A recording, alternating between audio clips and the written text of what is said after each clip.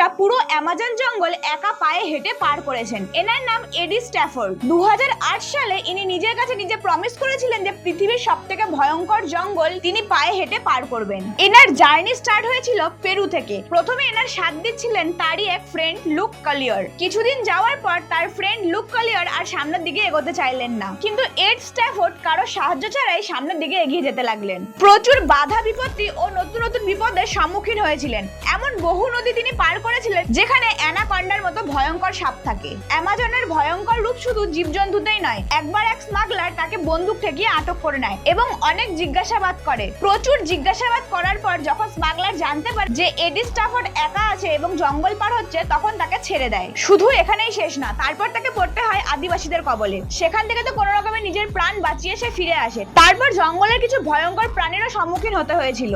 সর্বশেষে 2010 সালে 860 দিন পর 64,000 কিলোমিটার পথ পার করে এই অ্যামাজন জঙ্গল পরিক্রমার সমাপ্তি ঘটেছিল। আর তার সাথে সাথেই অ্যামাজনের মতো ভয়ঙ্কর জঙ্গল একা পায়ে হেঁটে পার করে তিনি ওয়ার্ল্ড রেকর্ড বানিয়ে দিয়েছেন।